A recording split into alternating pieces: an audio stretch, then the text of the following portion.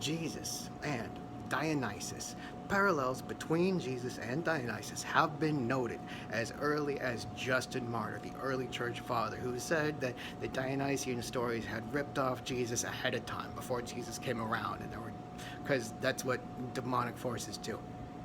Pretty creative.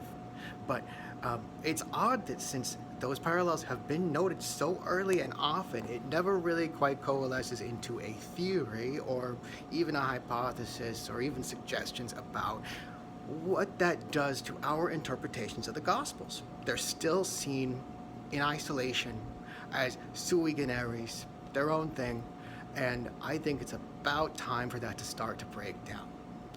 But today's scholarship is so yellow-bellied that we need to go back to at least the 60s, where I found a couple of interesting scholars. I'll put in the notes. There's all kinds of things that that you'll find when you start viewing the Gospels through a Dionysian lens. Not just the Gospel of John, like in 2010, this scholar looked at. John and Acts, I don't know if I'm always more interested in Mark and Matthew because those are the earliest Gospels, and I just found one really interesting thing today. And it doesn't really have to do with my introduction, except the way they were analyzing, the way the scholar was analyzing the entire genre of Greek tragedy as a Dionysian thing. Not that every tragedy is about Dionysus, but there's something essential about it that you can extract more meaning from if you analyze it with your Dionysian knowledge, from the Dionysian stories and the meanings of and character of Dionysus. So, so what this tells us about is the format of these tragedies. So let's try looking at the Gospels as tragic in genre. And what does that format allow? Well, it usually allows the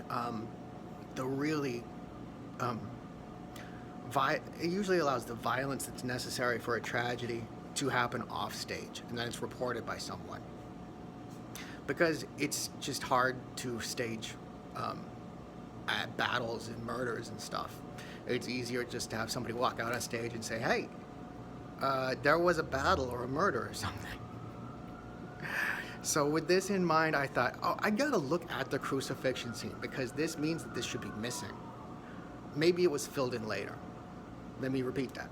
I went to read Mark 15 because I thought maybe this whole thing was written later than Mark 14 and Mark 16.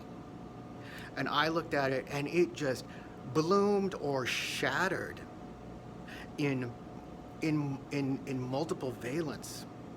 Right before my eyes, I looked at these sentences and I realized how disjointed they are. And I realized this looks a lot like a series of bullet points that were just added 1, 2, 3, 4, 4, mathematically arranged so that the timeline was sensical. But the great deviations in tone, outside of Mark's typical tone, into just like details and like huge things of great consequence, like all of a sudden the veil at the temple was rent in two. It's just such a far-reaching and jumping around kind of combination of sentences that it just doesn't feel unified, not by a long shot. And that explains why people don't analyze it in unification. People don't talk about, like, if you go to church, you won't hear somebody read all of Mark 15 from the pulpit. In all great likelihood, the details from it are analyzed in isolation because they have isolated character. They're not interdependent. And one way you can find glosses, which is later insertions into the text by a different scribe, is parentheses. Because those parentheses make something make sense just the way that the separation into the margins of what may have been originally what they call marginalia, that has the same effect. So when you put it in the middle, it doesn't quite flow right, so that's why they put it in parentheses. So anytime you see parentheses, that's a clue that it might be a gloss in there.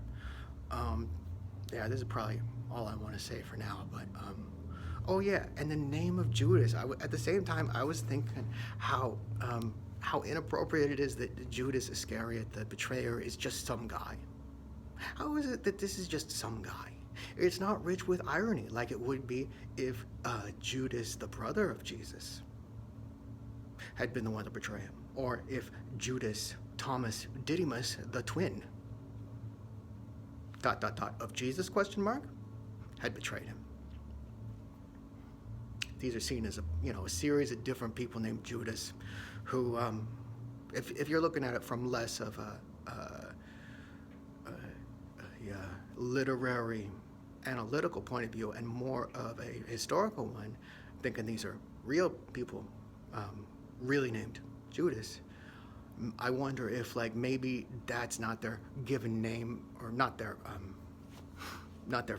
first name that their family gave to them, but a nickname that their community gave to them, because you might call a Jew the Jew if you're a Greco-Roman neighborhood or social scene. So they might have rendered that as Judah or Judas or Jude, which are all the same name in the original languages, with slight variations. Something else about Judas. Oh yeah, Iscariot. And if you look at the Wikipedia page on the name of Judas Iscariot, it says, oh, maybe it's from Sicari, which is a Latin word for assassins, because it meant dagger wielders. That sounds fanciful. And then there's 5 other ones that seem at least that fanciful. And I thought, why hasn't anybody suggested that the name Iscariot means Issachar or Issachar? If it's my first thought is it sounds like it's derived from the Jewish tribe of Issachar, with a suffix on there that could mean one of or something like that. So, a couple thoughts on Judas, a couple little shower thoughts on Judas and his name, and his function in the story, and a big thought about what if the entire crucifixion narrative was piecemeal, patchwork, sewn together later from a bunch of brand new traditions from a bunch of different areas during the early spread, during the early quick spread of Christianity.